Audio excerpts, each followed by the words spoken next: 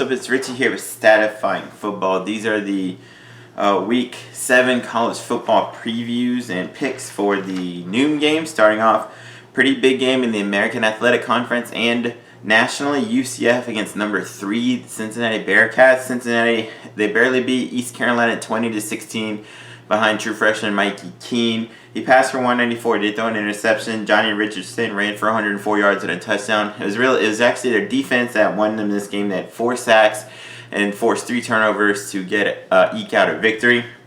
Cincinnati did whatever they wanted and beat Temple 52-3. Desmond Ridder threw for 259 and 3 touchdowns. Jerome Ford ran for 149 and 2 touchdowns. They had 542 yards of offense. Defensively, they had 6 sacks and forced 3 turnovers in that game. It's kind of a rivalry in the American Athletic. If Dylan Gabriel was back for the UCF, I'd give UCF a chance. But UCF's offense hasn't looked very good, especially last game under Mikey Keene. Cincinnati does look really good this year.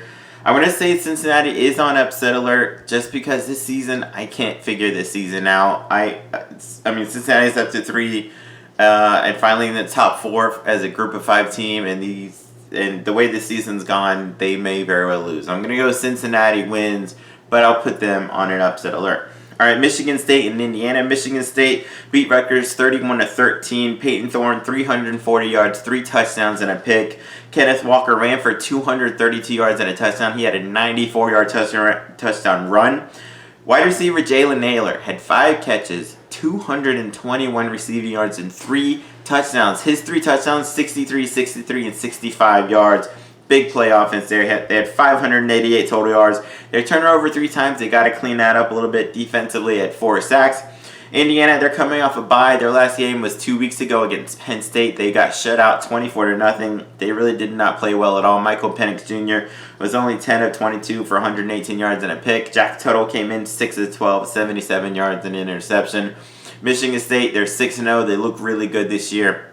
And I think Michigan State should be fine to win this one. All right, Oklahoma State and Texas, kind of a big game in the Big 12. Oklahoma State's coming off a bye.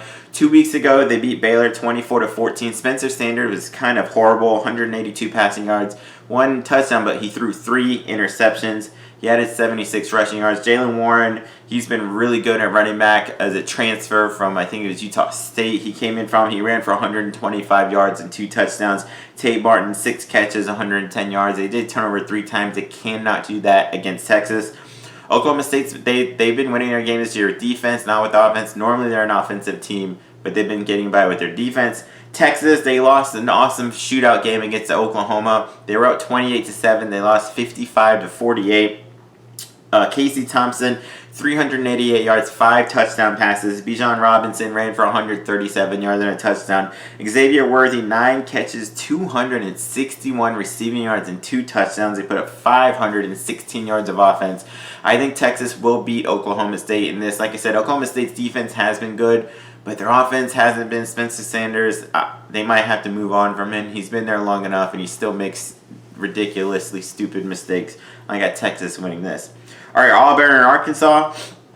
Auburn got beat by Georgia 34-10. Bo Nix was 217 passing and a pick. They only had 46 rushing yards in that game. Arkansas, they lost an awesome shootout game against Ole Miss. They scored with no time left. They went for 2 to try to win and did not get it. They lost 52-51.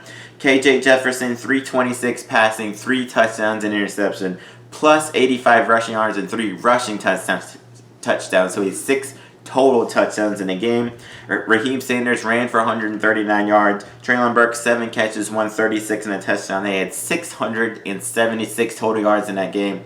I think Arkansas will be the one that bounces back and beats Auburn. Auburn's a decent team, but Arkansas looks pretty good this year on offense and defense. Ole Miss is just one of the best in the country. That's why they gave up 52. I got Arkansas winning that. All right, a rivalry game in the SEC at noon. The Gators going to LSU. Florida looks they look decent against Vanderbilt. They won 42-0. Emory Jones, 273 passing, 4 touchdowns, and interception, and ran for 40 yards. They had 479 total yards of offense in that shutout.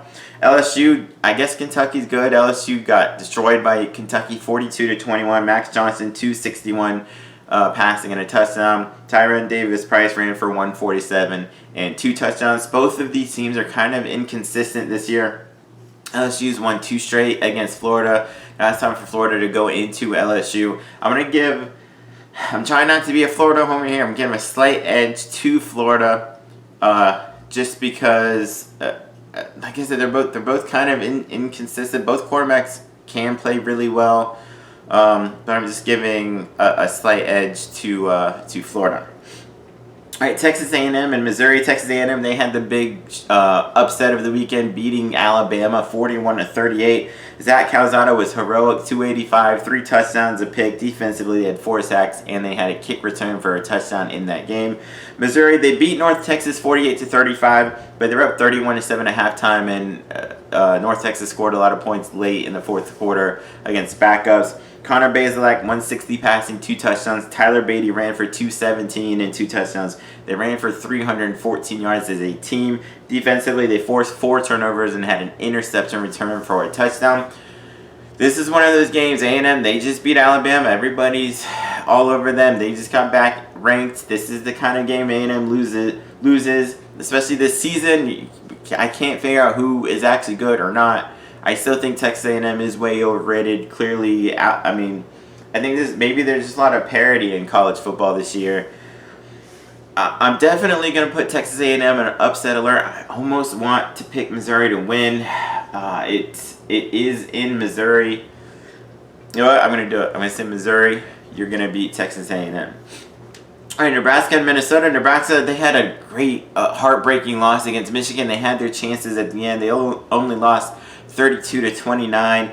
AJ Martinez passed for 291 at 3 touchdowns, ran for 38 yards and another touchdown. Ramir Johnson, 6 catches, 105 yards and a touchdown. Minnesota, they're coming off a bye. 2 weeks ago, they beat Purdue 20-13. Tanner Morgan passed for 169 and a touchdown. Mike Brown-Stevens, 2 catches for 105. They had 4 sacks defensively. I'm going to say Nebraska gets off the schneid. They beat Minnesota. Minnesota's been extremely inconsistent this year. So is Nebraska, but they've looked pretty good the last few games. They looked good against Michigan. They very easily could have won that game. I'm going to say Nebraska, they bounce back and they get a win. All right, Rutgers and Northwestern. Rutgers lost 31-13 to Michigan State. It was a little bit close to that most of the game. Rutgers just could not keep up the scoring. Noah Vedral only 15-30 for 208 yards. Shameem Jones 7 catches, 110. They did force 3 turnovers in that game. Northwestern, they had a bye 2 weeks ago. They got pummeled by Nebraska 56-7. Ryan Helinski 256 passing and a touchdown. Stephon Robinson 8 catches, 116 and a touchdown. They only had 37 rushing yards as a team. Northwestern has not been very good, especially offensively this year. Both teams are pretty good on defense. Rutgers is a little bit better on offense, so I'm going to say Rutgers should win that game, but it might be kind of low scoring. I can see like a 17-10 kind of win there. All right, Yale taking on UConn. UConn, they're still winless. I got this one wrong. They lost to another winless team in UMass. They lost 27-13. Steven Krajewski, 128 passing, 1 touchdown, 2 interceptions. Dathan Carter ran for 136 yards, a turnover 3 times. I'm going to say finally UConn should be able to beat an FCS team in Yale, although UConn did lose to an FCS team earlier this season. I'm going to say UConn finally gets a win and wins this game. All right, Tulsa and USF, Tulsa Golden Hurricane, they beat Memphis in kind of a fun shootout, 35-29. David Sprint, 182 passing, 2 touchdowns. Shamari Brooks ran for 126 yards and 2 touchdowns. Josh Johnson, 8 catches, 140 yards and a touchdown. They forced 3 turnovers, which was very pivotal in them winning that game. USF, they're coming off a bye. 2 weeks ago, they lost to SMU 41-17. It was pretty close for most of the first half, and SMU ran away with it. Timmy McClain passed for 223. Jimmy Horn Jr., 5 catches, 102. I think this will be a pretty close game, but so far USF still hasn't shown consistency on offense. Neither has Tulsa really, but I'm going to say this will be a pretty close game. Tulsa is picked by 8.5. That seems about right. So I'll go with Tulsa getting the victory.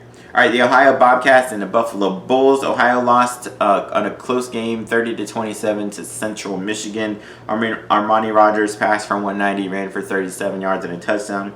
Buffalo, they lost a fun shootout against Kent State, 48-38. Kyle Vantrease, 229 passing, 1 touchdown, 2 picks, ran for 49 yards. They did run for 312 yards in that game and put up 549 total yards. Ohio, under their new coach, they haven't been very good this year. They haven't been as good as people thought they would be. I do think Buffalo will bounce back and should be able to beat Ohio. All right, Duke in Virginia. Duke lost on a late touchdown to Georgia Tech, 31-27. Gunnar Holmberg, 292 passing, 2 touchdowns and a pick. Mateo Wright had 43 carries for 152 yards and a touchdown. Jalen Calhoun, 5 catches, 103. They did put up 489 yards of offense in that game. Virginia, fun, awesome game against Louisville. They were down 30-13 in the fourth quarter. They came back and won 34-33 with about like 15 or 20 seconds left in the game. Brendan Armstrong, 487 passing yards, 3 touchdowns, 2 interceptions. Rashawn Henry, 9 catches, 179 yards. Keaton Thompson, 9 catches, 132 yards. They only had 35 rushing yards in the game, but they had 522 total yards. I think Duke has looked improved this year. They don't turn it over as much as they did last year, but they still struggle with turning over a bit. Virginia, they won their last 2 games against decent teams in Miami and Louisville, and I think Virginia should keep it going and get to 5 wins on the season there. Then we got Ball State and Eastern Michigan. Ball State, they beat Western Michigan 45-20. Kind of a surprise to me. Western Michigan looked like maybe the best team in the MAC. Drew Plitt passed for 310 and 4 touchdowns. Defensively, that's what helped win them the game. They had 4 sacks, 4 turnovers, and returned a fumble for a touchdown. Eastern Michigan, they won a very, very low-scoring close game against Miami of Ohio. They only won 13-12. Ben Bryant, 206 passing, a touchdown and pick, but the touchdown is what helped them win. They only had 257 yards in total offense in that game. I think this could be kind of a close game, and I'm going to say Ball State, they showed me something. They look good against a good Western Michigan team. I think Ball State will have just a little bit too much offense for Eastern Michigan, so this could be kind of a shootout, but I'll say Ball State wins in the end. All right, Akron and Miami of Ohio. I don't understand Akron or Bowling Green. Akron, they were down 13-0 at Bowling Green. Then they won 35-20. Zach Gibson was really good, 14-15 passing, 177, 3 touchdowns. Blake Hester ran for 120 yards and a touchdown and 2 touchdowns. Konata Mumpfield, 6 catches, 106 and 2 touchdowns. Defensively, he had 4 sacks and forced 5 turnovers in that game, which helped them to come back. Miami of Ohio, they can only get 4 field goals from their kicker, Graham Nicholson, in that 13-12 loss to Eastern Michigan. A.J. Meyer was not very good, 16 of 39 for 259. Jack Sorensen was about all they had offensively, 7 catches, 123 yards. They did have 6 sacks, so if they want to be Akron, they might be able to get their defense going. I'm going to say Miami of Ohio bounces back and gets a victory. All right, and the last of the noon games, Troy and Texas State. This could be a pretty high-scoring game. Troy beat Georgia Southern on a late field goal, 27-24. Gunnar Watson, 270 passing and 2 touchdowns. Defensively, they had 6 sacks and forced 3 turnovers in that win, which is weird because Georgia Southern is a triple option team. They don't pass much, and yet they got sacked 6 times. Texas State, they won a fun game against South Alabama in 4 overtimes and won 33-31. Brady McBride, 187 passing, 2 touchdowns, 3 interceptions. He's got to cut that out against Troy. He did add 57 rushing yards. Javen Banks, 4 catches, 104 and a touchdown. They turned it over 3 times. They forced 3 turnovers. They can't do that against Troy. Like I said, I think this should be high scoring, but Troy beat a pretty good team in Georgia Southern. Although South Alabama, I think, was 3-0 going into that game, but I'm going to give Troy the slight edge to win that one. So those are my noon games. Check out my midday and primetime games as well. Peace.